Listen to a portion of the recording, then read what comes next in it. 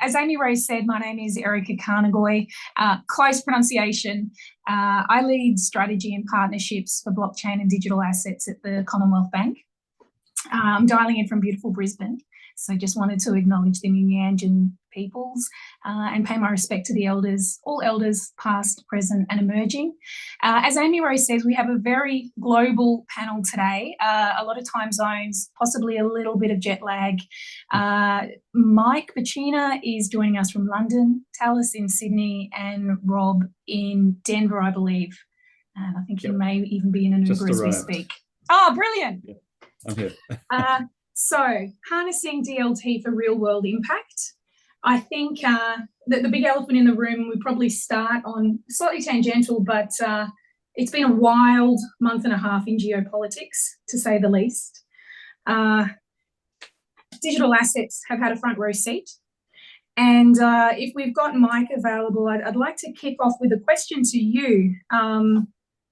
In light of the recent US administrative policies and all of the announcements, what's your take on global sentiment and how do you imagine global regulators will be responding to the last 36 days? Well, hi, Erika. I hope everyone can hear me okay. And thanks so much for having me along on our truly global panel. I think that I'm based out of Cayman Islands now, so plugged into the US market a little bit more than before, and certainly the new administration in the US has turbocharged a whole lot of unlocking of cryptocurrency and digital asset and real world asset potential. It's also, as you say, been fairly hectic and chaotic on certain fronts, and I don't think that the digital asset side has been any different. There was talk of a crypto council, and now that's been pulled back by the administration to a number of summits, and it seems there's a lot of jockeying for positions and still seeing which voices will emerge. But one thing is for clear, that is for certain there, that with the end of regulation by enforcement from the SEC, the investment environment has suddenly become a lot more favorable, and there's a real positive hope and view that there will be a lot more interesting projects launched, and particularly in more the Wall Street TradFi and getting real world assets moving. I think that's far less likely to have been blocked and taken in a really, really slow way. It's far more likely to move now really, really quickly. And we've already seen a couple of stablecoin bills come into Congress, and they probably have a far better chance of moving forward, given that this administration has a real crypto bent to it and wants to get things done quickly. And would you say, this is the $1 million question, and I realize it's probably very late or very early wherever you are, it's really opened up a schism, almost like a transatlantic schism between Europe and the UK and the US. Do you imagine that global regulators are locally going to hold firm in their postures, or do you see sort of an orientation towards UK-centric frameworks that are being developed?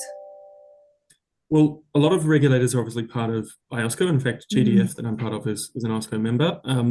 There's huge leadership within IOSCO from the SEC. So what happens in the US at the SEC level cannot help but influence IOSCO. Now, I just saw something before saying that all the division chiefs at the SEC have been fired by Doge today, and they're restructuring SEC more centrally out of Washington. So it's unclear who's actually looking after IOSCO at SEC, but those things take a bit of time to filter through. So, you always sort of viewed Australia as 12 to 18 months behind whatever the SEC is doing in the States, because it takes a bit of time to filter through.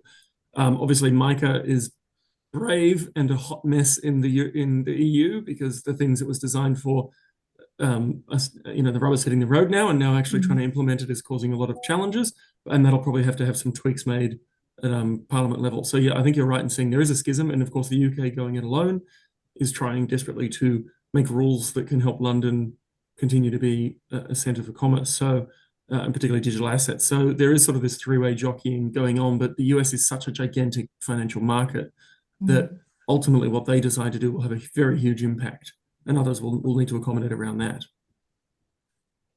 And just on that, you're fortunate enough to be plugged into a lot of these jurisdictions, and you truly do have a global perspective.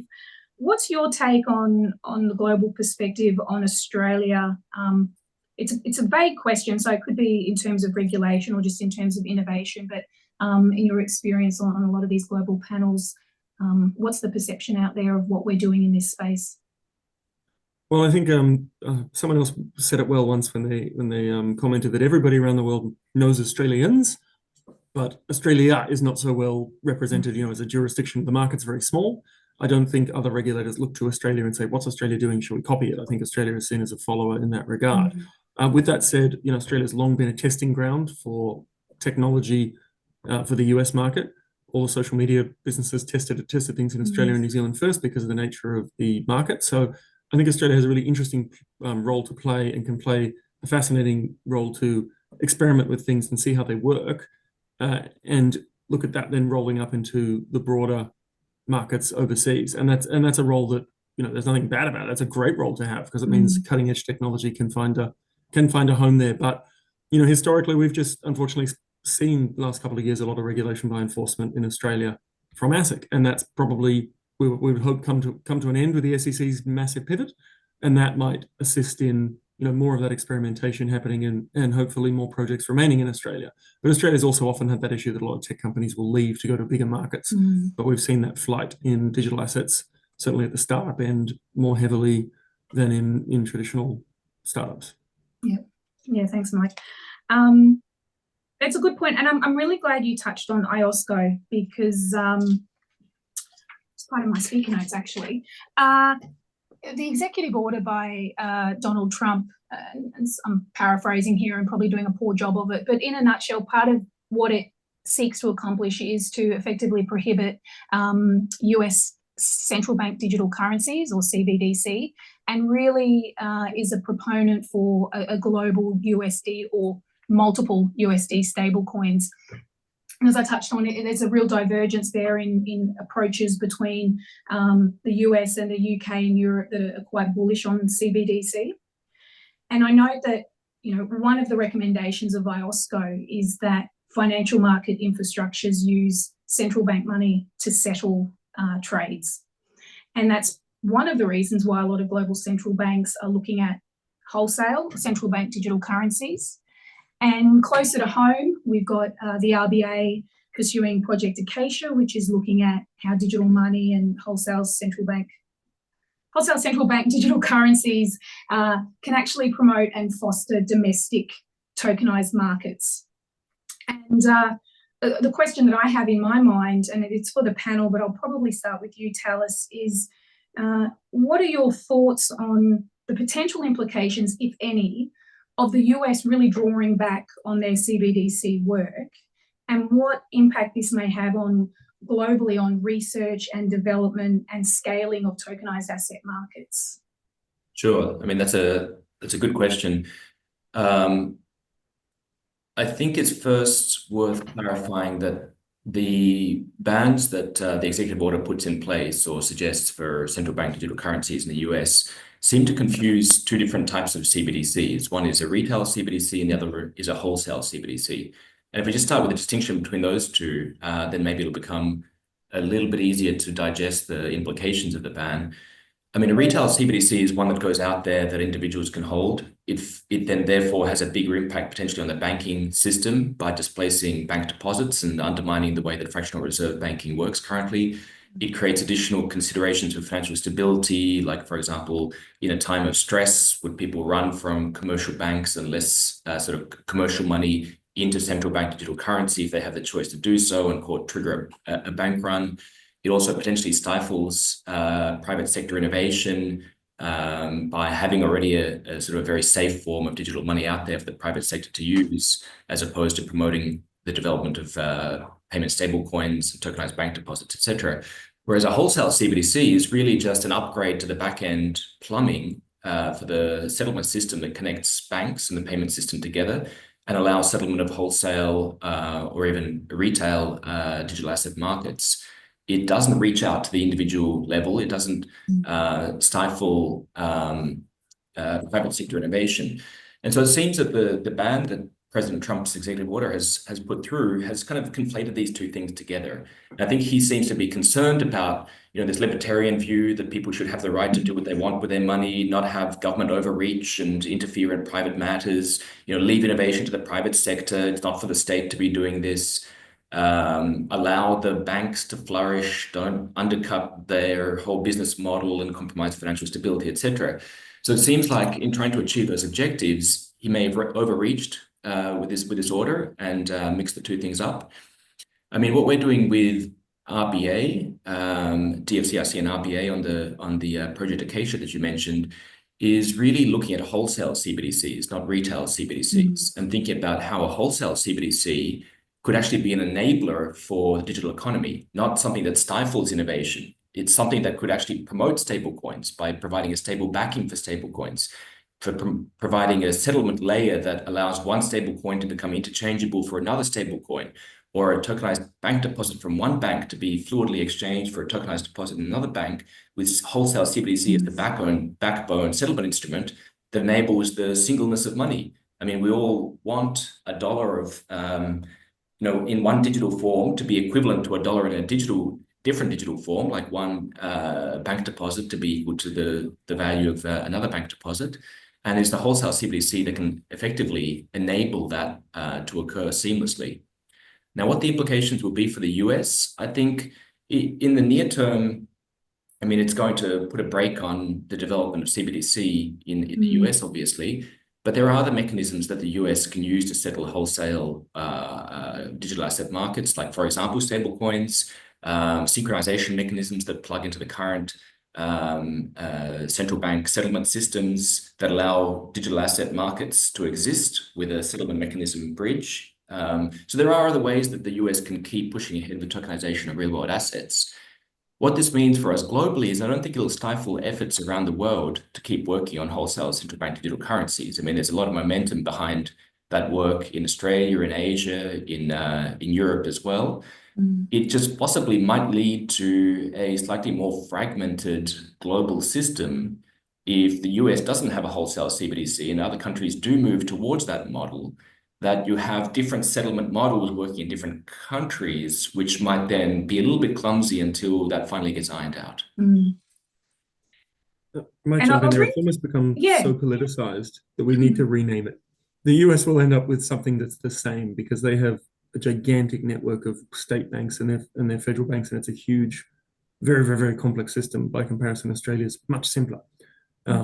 But yeah, I think Tālis hit the nail on the head there. It's conflating two issues. CBDC has become this touchstone for angry libertarians going, you're trying to control my money. I think there was an act a bill put into Congress last year saying, oh, it's going to ban CBDCs. When you read the act, it just says government can't make a CBDC unless it has privacy built in and all these other things that'll make it suitable. And I read it and went, these all seem very reasonable to me. I would not want these left out. The UK has looked at putting really, really strong privacy into any kind of retail CBDC, but the wholesale settlement layer is essential, and you can't get that retail trading. You could imagine, just for everybody at home, if a bank could issue its own stable coin, but then you want to move that to another bank, that's a huge problem if, bank run style things, unless you have that settlement layer in the back, that it can all work and be redeemed. And that's so important that if you don't have that, all the innovation down the bottom can't really happen. And I think Australia's done really well on the wholesale level there. Agree. Rob, if I could bring you in, what are your thoughts then on the outlook for stablecoins in light of this in 2025? Oh, look, I think as many commentators in this space think, I mean, stablecoins are the killer app for 2025.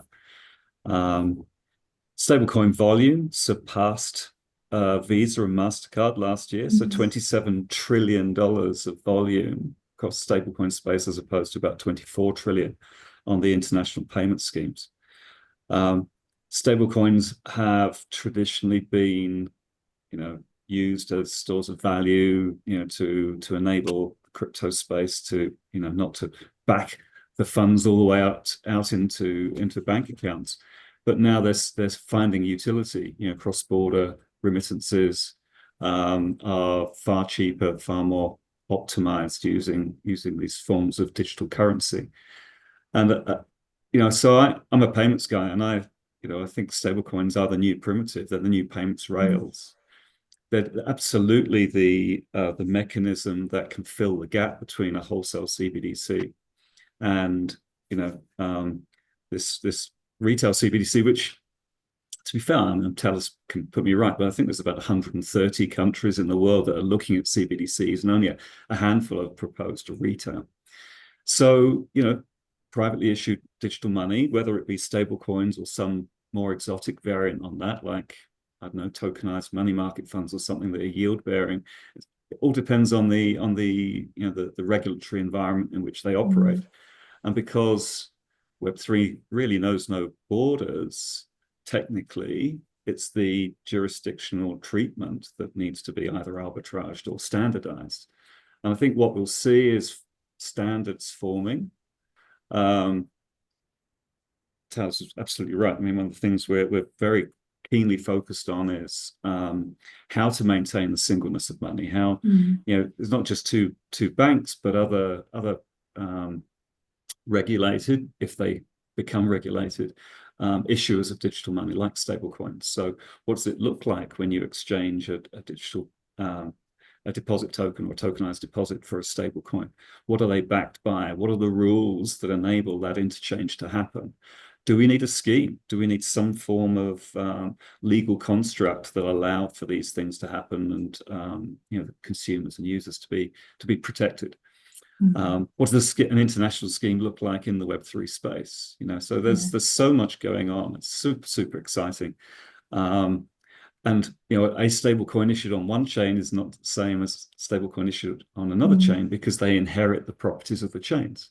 So one's chains that can get congested and gas fee heavy and don't scale very well, might only have stable coins that have a particular set of use cases that they're useful for, because they're kind of constrained by the chain to do the other use cases, whereas a highly scalable low fixed cost gas fee type chain like Hedera could be deployed into a multitude of other use cases. So just because they say the same thing, they're titled with the same ticker, doesn't mean they're the same kind of use cases. And I think that's super interesting as well.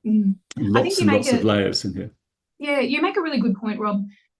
The technology is advancing, and from our discussions earlier, the regulatory environment is shifting as well, and I think everybody is aware of the benefits of tokenization and the tokenization of real world assets. But I think despite all these advancements, we're still not seeing widespread adoption, certainly not at the pace in which the markets would expect. And a question for the panel, just to chime in, is, what are we missing? We're exploring settlement layers. We've got advancing technologies. We're getting regulatory clarity. What do we still need before we really start seeing a shift and a scaling up of these tokenized asset use cases?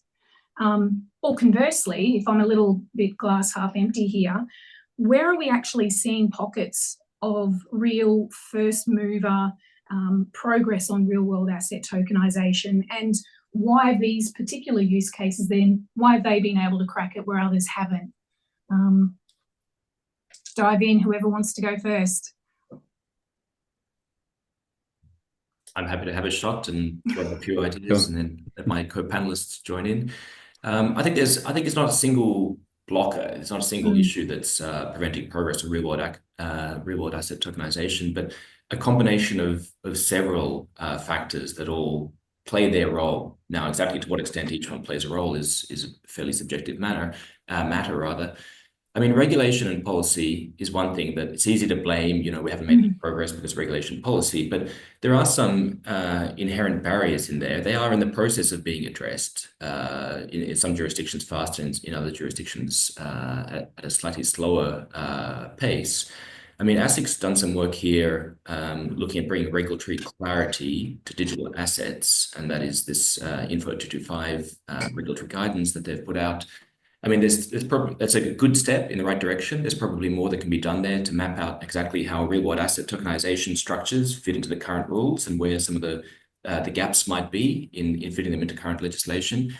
But the part when it comes to regulation policy that has received less attention is some of the licensing requirements for financial market infrastructure. Now, when you trade digital assets and swap them atomically in real time, you fundamentally change the actual transactional flow and where the risk is in the process. You compress the trade and the settlement processes into one inseparable process. So that's structurally different to the way that clearing, settlement, and markets licensing is set up at the moment. So there's a structural mismatch there. You change where the risk is in the process. There isn't a direct counterparty risk in the transaction from the transaction failing to go through, but rather there might be other forms of cyber risk that come into play. So putting all the regulatory burden on the clearing and settlement licensing process may not be the fit for purpose approach to regulating the digital financial market infrastructure. That's an area I think where there needs to be substantial more work to be done. Then there's the issue of industry and inertia. I mean, it's a big shift financial system and markets to try and turn. I mean, there's vested interests from incumbents that are resistant to change, intermediaries that would be displaced in some cases and repurposed in other cases, are putting up a bit of a fight in some cases. I mean, that's where some of the efficiency gain comes from, is fewer people clipping the ticket along the way. And that has to be part of, if we want to realize the gains of digital finance, that has to be a degree of changing roles in the system. It doesn't mean that everyone in the system loses their job, but some people have to pivot the way that they do their business in the value chain. Bringing multiple stakeholders together to have a coordinated shift is required. You can't have, in this complicated ecosystem of asset issuer, market, broker, investor, registry, you can't have one piece move and the other pieces not move. So it's a complicated coordination issue. And one example of how we're trying to do a little bit of work towards that is in Project Acacia, as I mentioned, with the RBA, DFCRC, and we have the regulatory agencies heavily involved in this as well. We're trying to coordinate multiple parties that may not come together on use cases or projects to actually start talking to each other, to bring the pieces of the ecosystem together so that we can shift multiple pieces at the one time and end up sort of in actual running real world use cases. I'll just pause there for a moment. And I might add there, it's sort of a classic disruption problem. I've seen some really interesting products come out of Germany in the last couple of months that I'm looking quite closely at, which are claiming to be fully regulated, KYC on issuance, KYC to collect interest, but otherwise the tokenized funds are completely tradable in DeFi, can have loans taken up against them and whatnot. So there's like this bifurcation, right? There's the people trying to go into the crypto world and saying, right, I'm going to issue a token for RWA. Once it's out there, do what you like with it, go anywhere in the world with it, engage with DeFi, which is, to the crypto maxis, that's what they want. To the traditional finance people, it's going to be much more of a, to Tālis's point, there's a system built up and layered over time, each time dealing with little problems that came up. So we have this big towering stack. That's very, very difficult to change. I think in Australia, there's a second clearing and settlement license now issued to a company that has a markets license as well, and they're actually an Ethereum build from the ground up. So my personal view is it'll probably take some sort of ground up rebuilding of certain infrastructure and bringing the stakeholders into that as a slow replacement, because it's so difficult to move so many parties. I mean, we all saw what happened with the chess replacement. It's incredibly difficult to try and do something like that. There's a reason why in our modern world, new players come in and disrupt the incumbents. It's just in financial services because of all the way that licensing and regulations work. There are a lot of moats to be overcome there, and there's a lot of incentives to not change the system. So it's still a bit of a question of where that will go. My view is these traditional financial markets will probably start to get connected because they're all walled gardens. You know, ASX share can't go anywhere, but wouldn't surprise me if in a few years we have some of these RWA tokens on exchanges being movable between the London Stock Exchange and the Australian Stock Exchange and NASDAQ. And then you'll have these other ones like these guys in Germany issuing stuff that can just go out into the wild, but will have necessary anti-money laundering KYC gateways at their sort of redemption level. And there's going to be a whole lot of things in between, but the traditional world, I think, is where we see so many barriers. And probably the other major barrier is what I would just call the token problem that, you know, SEC failed to grapple with. Unfortunately, it's not dealt with at all in Info 225, of just saying, when are these tokens actually nothing to be regulated, and where should the risk be regulated? And when are they something that should be regulated? But following on from that, to Tālis's point, how can they be issued in the right way? So, there's a lot of consultation going on for Info 225 now, but if ASIC is correct in many of their examples of these things being financial products, there's no way to issue them under a license. There's no guidance as to how to do it. In many cases, there is no party to file documents and make disclosure. And that sort of token problem, a lot of the American jurisprudence, I think, is tackled with a bit more honestly in saying, well, you just can't. It's a decentralized thing. RWAs are a lot easier because you'll have a custodian and an issuer, and it looks a lot more like a traditional financial market, but they still don't fit the old paradigm, because the old paradigm was designed for a different world. What about Rob? He's been very quiet. Now, I've got plenty to say, but in the interest of time, if you want to move on, Erika. No, please, Rob, you have the floor. Well, no, I love the use cases. I think I'm kind of glass half full. I think the technology has been largely solved for. I mean, the Web3 experience is still very clunky. So onboarding new people into Web3 is still, reasonably difficult with wallets and, everything else. But there's some great use cases out there around tokenized real estate, both commercial and residential, carbon credits. We're seeing, fine art and casks of wine, and so casks of whiskey. I bought a fraction of a cask of whiskey the other day, which was an excellent purchase, I thought. And then, of course, once it's tokenized, it can be fractionalized, and then it can be, derivatives are very easy, and it gets to retail. That's the problem. That's where we need to deal with the regulatory treatment for these things. And if they're not originally under a financial services license or whatever is required for that thing in that jurisdiction, and then what does it become once it's been transformed and changed through these mechanisms that we know can be applied. But I think that's hopefully going to be solved for in the next year or two, and then the demand for these new solutions is going to be rampant, I think, because it's going to take financial products and real world assets to a whole new market, and I'm super excited about seeing where that's going to go. And do you say a new market because there'll be principally because there'll be new investors or consumers that are able to access, or there'll be new retail markets created? Yeah, retail secondary markets, I think, will obviously form, and so we have to control that, of course, before it sort of gets away from us. And but it's the technology isn't the problem here. Yeah. So that brings us to my next question, and I'll start with you because you're obviously a technologist and you're very glass half full, and I can see this is something that you're very animated and excited about. That's probably just the jet lag. You need that coffee. I do.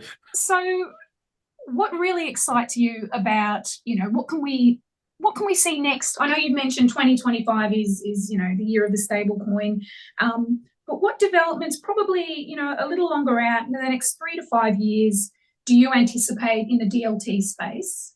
And I guess the real crux of the question for people listening is what can we be doing to prepare for these advancements?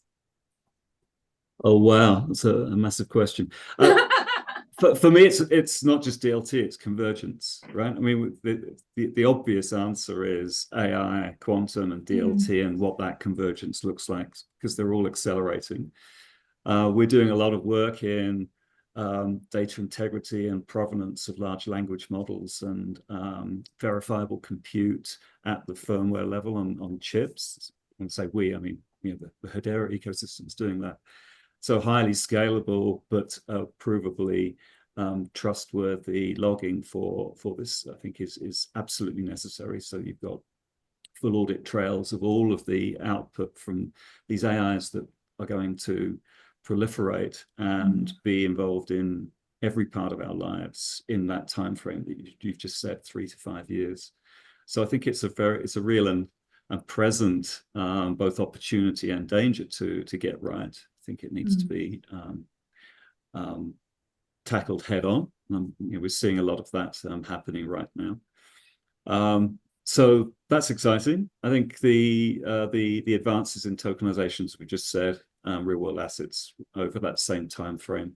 Once the unknown unknowns of the US administration and its impact on the space will play out over the next year to 2 years,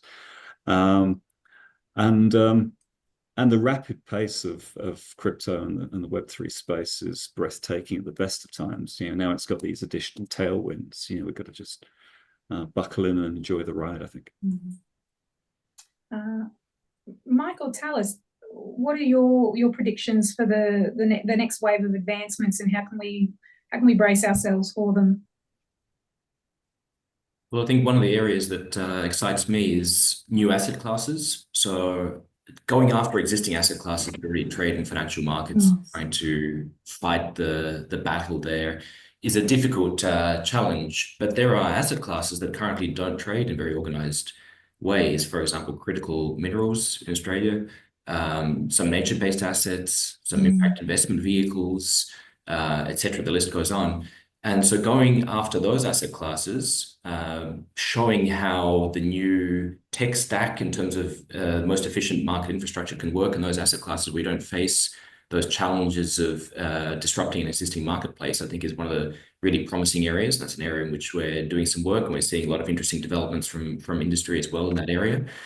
I mean, another area where I see a fair bit of potential in this coming year is the fact that Project Acacia with the RBA, I'm sorry to keep coming back to this project, but it has expanded now beyond what is just an experiment about CBDC. It has really turned into a sort of vibrant sandbox of use cases that has brought in broader regulatory agencies into the tent. So we have Treasury, ASIC, APRA, RBA, all working together into the one working group, SteerCo here. So that's a very positive development. It sort of sounds a little bit like one of the ideas that in the executive order that Trump put through. So if we do a full circle back to the beginning where you started these questions, there was an interesting idea in there, which was to create this president's working group on digital assets, which brought together sort of a top-down approach, bring all the agencies together and give them like head of SEC, head of CFTC, Treasury, etc. Give them a mandate. We want to work out what is wrong with our regulatory system at the moment in order to restore US competitiveness or leadership in the digital asset space. Now, it seems like a sort of a radical sort of top-down approach like that to coordinate a working group or a task force in Australia that brings together our key agencies and regulatory bodies to come up with regulatory reform would be a very powerful mechanism for Australia to regain its position globally in this kind of race. So that's one thing that I'm kind of really excited about. It sort of mirrors a little bit what Andrew Charlton was speaking about just before the panel. And Mike, I'd echo Tālis's comments there. I think that there's certain areas that just are underserved and can be sought after and tokenized, which is not going to be facing disruption. But I think what's exciting me for the coming year is just regulators actually focusing on pathways to compliance that work. To Rob's point, you don't need a license to be managing the risk of a cask of a barrel of whiskey being traded. It's a thing. We do need protections for people to make sure the standards of the whiskey are there, are appropriate. No one's lying about things. But I think that we've had this problem historically, mostly out of the US, where it was, oh, hey, everyone, you just need to go and get licenses that you have absolutely no way of getting, which was effectively a shadow ban and an attempt there to really put things down. And I think that's crumbling now, and that's should be then being replaced by people coming in to say, actually, let's set the sensible rules. So I'm hoping that in all of that churn, the key points will come out, which are what risks actually need to be managed. Regulation is good, but we don't need, adding more regulation in and of itself is not necessarily a good thing, because it just adds costs that the end user pays at the end of the day. I will say that hadn't been mentioned before, one area I'm always a little bit nervous as to what secondary trading in markets actually exist for things. I'm sure it's very fine whiskey, Rob, but I don't know how many people are really looking to trade the barrel. But I tell you right now, I've probably got a couple of family offices who will lend against that barrel of whiskey. So I think the private credit markets and the credit markets against real world assets are the killer app for real world assets. And I literally have family offices who want to go after real world assets the second they're tokenized in the lending space, because they view it as a really great way to ensure that there's solid security, not really costs of enforcement if the loans are not repaid. And the debt markets are so much bigger than many of the secondary trading markets. So there's been this big focus on let's get there and let's have market trading. And I think that the credit markets are so huge and can unlock so much efficiency, because being able to access pools of capital that want to seek returns but aren't interested in trading stuff but interested in lending, that is a low-hanging fruit. And you've got all this primary issuance going on for RWAs, but the secondaries are kind of jammed until the market problem is solved.